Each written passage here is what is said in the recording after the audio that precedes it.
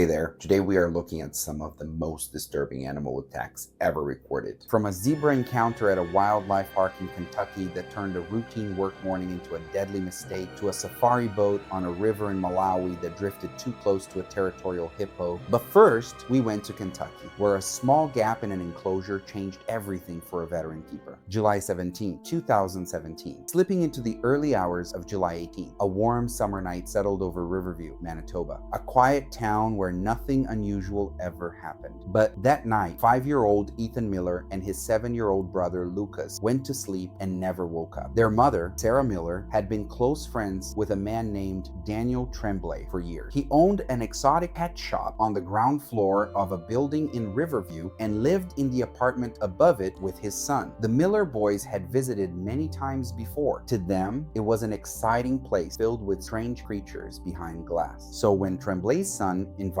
them for a sleepover, nothing seemed unusual. The boys ate dinner, played, and eventually fell asleep on the apartment floor like children at any ordinary sleepover. Their mother had every reason to believe they were safe. But beneath them, something else was awake. Inside the pet shop lived an African rock python, a massive, powerful constrictor. It was secured inside an enclosure, but the latch was not strong enough to keep it there forever. When I read this case, one thought keeps coming back. There are some animals that simply do not belong in places where families live. No matter how experienced the owner is or how secure everything appears, one mistake is enough. And sometimes that single mistake costs innocent people everything. Somewhere in the hours before dawn, the python pushed through a gap in its housing. That gap connected to the building's ventilation system, a network of ducts running through the walls and the ceiling. The snake entered those ducts and began to move. African rock pythons are among the largest snakes found anywhere on the continent. They are ambush hunters built for patience, capable of remaining completely still for extended periods. Rather than relying on eyesight alone, they constantly sample the air with their fork hung, using specialized sensory organs to follow chemical scent. Investigators later noted that the boys had eaten chicken for dinner, and some experts have suggested that the lingering smell of food may have been enough to draw the snake's attention. Others cautioned that there is no way to know exactly what prompted its movement. At some point during the night, the ceiling gave way above the room where Ethan and Lucas were sleeping. The python dropped into the apartment. Like other constrictors, it killed by wrapping around its victims and tightening until they could no longer breathe. By the time anyone discovered what had happened, both boys had died. Daniel Tremblay found them at around 6:30 in the morning and contacted emergency services. An autopsy confirmed asphyxiation as the cause of death. Officials euthanized the snake the same day. When the investigation concluded, it revealed something that made the entire tragedy harder to process. Keeping an African rock python was illegal in Manitoba. Tremblay had been housing a prohibited animal beneath the apartment where those children slept, and no one had stopped him. To me, this tragedy was never just about a snake. It was about the decisions that made the attack possible. A powerful predator was being kept in an inadequately secured enclosure beneath an apartment where children were sleeping. After Ethan and Lucas died, their death sparked a national conversation in Canada about whether exotic pet laws were being properly enforced and whether those regulations truly protected the public or merely existed on paper. But this would not be the last time a trusted environment turned deadly because people underestimated the risk of keeping dangerous animals. What comes next shows that you do not need a reptile operation to be caught off guard. Sometimes the danger is standing right in front of you every morning. Sometimes it weighs 6,000 pounds. And sometimes it has been at the same facility for over 2 decades. March 14th, 2016. A cool, still morning settled over Little Rock, Arkansas. Zoo staff were arriving for the early shift. The grounds were quiet before public hours, with animals eating and keepers moving through their opening routines. It was a morning no different from any of the thousands of mornings that had come before it at this facility. For 59 years old, Robert Harrison, and the zoo's elephant manager, it was just another workday. Harrison was not a trainee. He was not someone still learning the job. He had been working at that zoo for over 25 years, spending the bulk of his career dedicated specifically directly to large animal care. His knowledge of elephant behavior was the kind that only comes from daily contact over many years. Colleagues respected him. His experience level was not in question by anyone at that facility. And one of the animals under his care for all those years was a 6,000-pound Asian elephant named Maya. Maya had been at the zoo since 1998. She had a history of aggressive incidents, and keepers were trained to work cautiously around her. Harrison knew her temperament better than anyone, but the zoo at that time was still operating under what is called a free contact management system, a model where keepers and elephants share the same physical space rather than always working from behind a protective barrier. By 2016, many facilities across the country had already moved away from this system because of the risks it carried. This zoo had not yet completed that transition. I think this is where experience can become deceptive.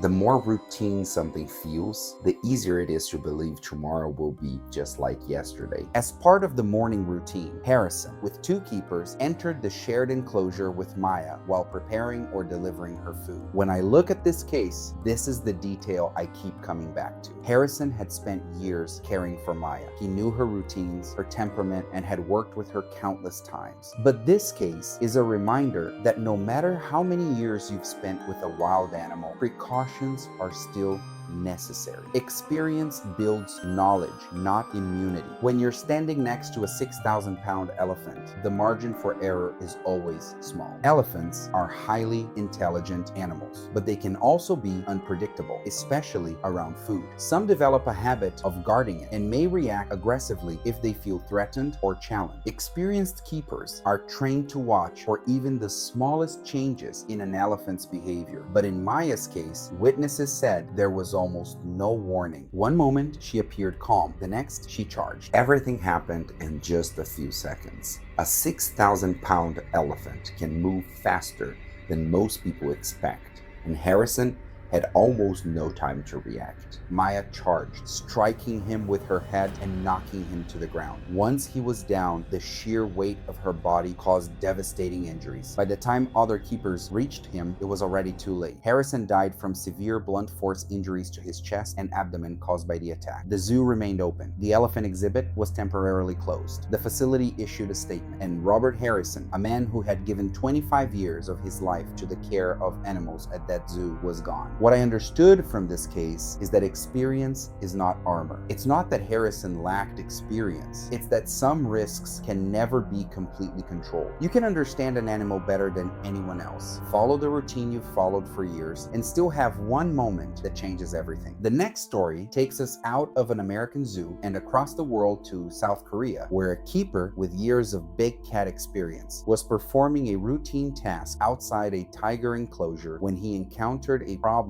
that no amount of experience had prepared him for. A door that was open when it should have been locked. September 8th, 2019. Gray clouds covered the sky over Busan, South Korea, as zookeepers began another ordinary morning. Animals were being fed, equipment was being checked, everything was following its usual routine. For 55-year-old Park Jong-ho, it was just another day caring for the big cats. Park had been working with large predators for years. His role at the Busan Metropolitan Zoo placed him in charge of the Siberian tiger enclosure, which housed a 3-year-old male tiger. Managing a big cat enclosure requires a consistent and disciplined approach to safety. Every barrier check matters. Every latch matters. Every step of the protocol exists for a specific reason, and that reason is always the same. These animals are capable of killing a person, and the only thing preventing that in a zoo environment is the reliability of the systems between them. Park had completed his responsibilities without incident for a long time. When I hear stories like this, I'm reminded that zoo safety isn't built around trust in the animals. It's built around trust in the barriers that separate people from them. Those barriers become part of the routine, and on most days, they do exactly what they're supposed to do. But the moment one of them fails, even briefly, a routine morning can turn into an emergency. On the morning of September 8th, Park was doing what he had done countless times before. As part of the regular feeding routine, he was placing food outside the tiger enclosure while the animal was supposed to remain locked inside. But that morning, something went wrong. One one of the enclosure doors was not fully secure. Investigators were never able to say exactly why. It could have been a latch that didn't lock properly, a mechanical problem, or the tiger finding just enough space to push the door open. No one could say for certain, but they did know one thing. Somehow, the barrier between Park and the tiger was gone. The Siberian tiger is the largest cat species on the planet. Adult males can weigh over 650 pounds and reach more than 10 feet from nose to tail. They are built for ambush, capable of reaching speeds of around 40 miles per hour over short distances. Their bite force is sufficient to puncture bone. A 3-year-old tiger is not yet fully grown, but it is already a complete apex predator. It does not need size to be lethal. The tiger came through the open door and reached Park almost instantly. He had little time to react. Like many big cats, the tiger attacked by lunging forward, knocking him down and biting into his neck. The force of the attack caused devastating injuries before nearby keepers could intervene. Park was rushed to a nearby hospital in critical condition and arrived unconscious. He remained in a coma for 14 days. On September 22nd, 2019, Park Jong-ho died from his injuries. In one of the stranger details of this case, the tiger walked back into its enclosure on its own approximately 30 minutes after the attack. It posed no further threat to anyone else at the facility. The tiger had not broken into a frenzy or gone rogue across zoo grounds. It had found a person in its path, responded to that presence, and then returned. I think that's an important detail because it reminds us that big cats don't attack out of anger or revenge. They react to what is happening around them at that moment. On that morning, Park Jong-ho happened to be the person in the tiger's path. The zoo was publicly criticized for the security failure. A door in an active tiger enclosure had been unlocked during a working keeper shift. The facility had no clear answer for how that happened. Park paid for that gap with his life, and his family and colleagues were left with questions the zoo could never fully resolve. When we think about animal attacks in controlled settings, most of us imagine the animal breaking through something by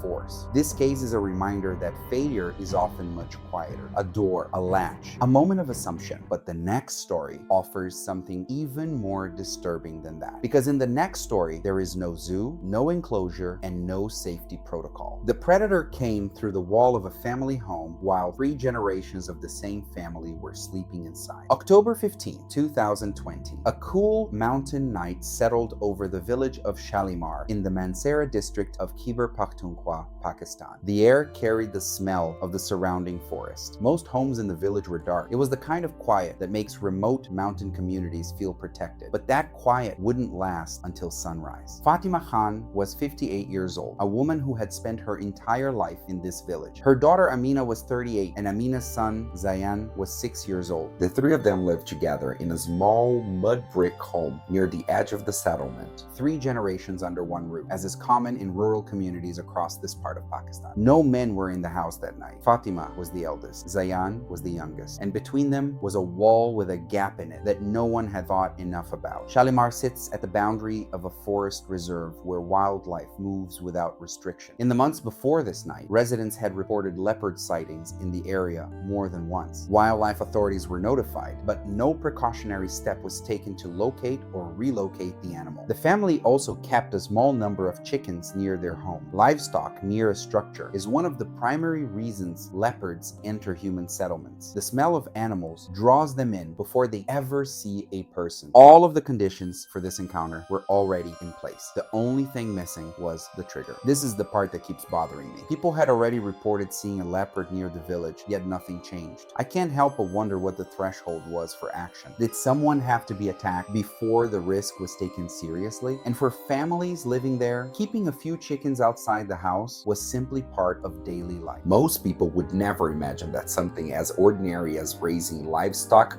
could attract a predator and eventually put their own family in danger. By the time those risks came together, it was already too late. The leopard found a gap in the mud brick exterior wall of the home, large enough to pass through. Mud brick construction develops openings over time, and this one has gone unaddressed. The animal entered the house in the dark. A common leopard can weigh up to 160 pounds, carry prey twice its own body weight up a vertical tree, and accelerate to nearly 36 miles per hour. Their jaws are built to deliver a killing bite to the skull or neck of prey. Leopards are also also known for what happens when they are cornered in a confined space. They do not retreat, they attack. And the family, hearing the commotion, made the decision to confront the animal and drive it out. That placed all three of them directly in the leopard's path inside an enclosed room. The leopard moved to Fatima first. She was closest. It bit into her head and neck with its full jaw force, delivering puncture wounds and fractures that caused catastrophic trauma to her skull. Fatima died at the scene. Amina, hearing what was happening, entered the room. The leopard turned on her immediately and bit deep into her neck and shoulder, causing deep wounds and heavy bleeding. She collapsed almost immediately. While Zayan tried to escape, but he didn't make it out, the leopard reached him before he could get to safety and bit his arm and shoulder before letting go. It then slipped out through the same gap it had come in from. Within moments, it was gone, and no one outside the house even knew what had happened inside. What stays with me is how quickly a normal home stopped being normal. In just a few moments, a place where a family lived, slept, and felt safe turned into a situation no one inside could control. It's hard to really imagine that shift until you picture it happening in real time. One small gap was all it took for everything familiar to disappear. Amina survived after emergency surgery at the hospital. Zayan also survived, but was left with lasting nerve damage and scars on his arm. The incident became part of a wider pattern of human-wildlife conflict in the region, where shrinking natural habitat and limited prey have pushed leopards closer to villages without any strong system in place to manage the risk. The next story does not take us to a remote mountain village or a riverboard. It takes us to an animal park in Kentucky, where a veteran keeper made a containment mistake on an ordinary working morning. And the animal that came through the unsecured gate was not a leopard, it was a zebra. And it used its teeth. September 12, 2015. Clear skies over Franklin County, Kentucky. Oak Valley Wildlife Park was already moving through its morning routine when Thomas Caldwell, 52 years old and a veteran keeper at the facility, walked into the yard to start his shift. Caldwell had spent years working with exotic animals at the park. Among his regular responsibilities was a 10-year-old male Grevy's zebra named Zuri. Zuri was not a passive background animal. He was part of Caldwell's daily routine, which meant Caldwell understood what he was dealing with. The park's standard safety procedures required that any keeper working near Zuri's area had to confirm double-gated separation before entering the adjoining yard. No direct contact without a secured barrier confirmed between the animal and the person. That requirement existed specifically because of animals like Zuri. His record included documented episodes of aggression. Staff at the facility were aware of it. This was not new information to anyone working around. I guess this is where perception and reality don't always match. Most people wouldn't immediately think of zebras as dangerous, but that doesn't change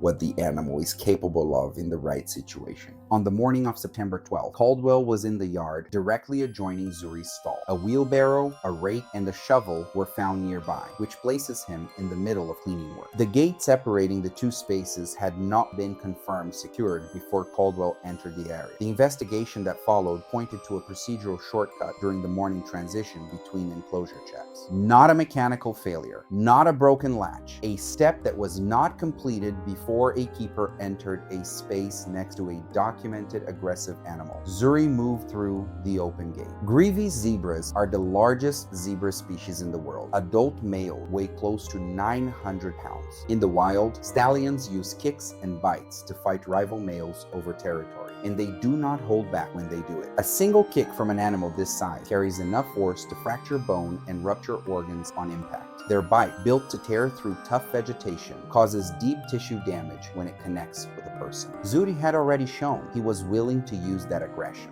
The attack lasted seconds. Zuri moved with sudden explosive force, closing the distance before Caldwell had time to react or get clear. The animal delivered a severe kick to Caldwell's torso, the full weight and momentum of a 900-pound animal driving into him. Caldwell went down immediately. The impact caused catastrophic internal trauma, fractured ribs, and damage to internal organs. Internal bleeding began right away and could not be stopped in time at the scene. He never got back up on his own. A volunteer keeper aide and other staff nearby reacted quickly. They used distraction to move Zuri into a separate secured part of the enclosure. The animal was contained shortly after. By the time they reached Caldwell, he was on the ground and still conscious but badly hurt. He was taken to a nearby hospital for emergency treatment. The injuries from that one kick caused severe internal damage. Despite treatment, Thomas Caldwell later died from his injuries at the hospital. The Kentucky Department of Fish and Wildlife Resources investigated the incident and attributed the cause to human error. The gate separation requirement had not been followed correctly before Caldwell entered the adjoining yard. Zuri's aggression history was on record. The safety step was clearly defined. The gap between what the protocol required and what actually happened that morning is the entire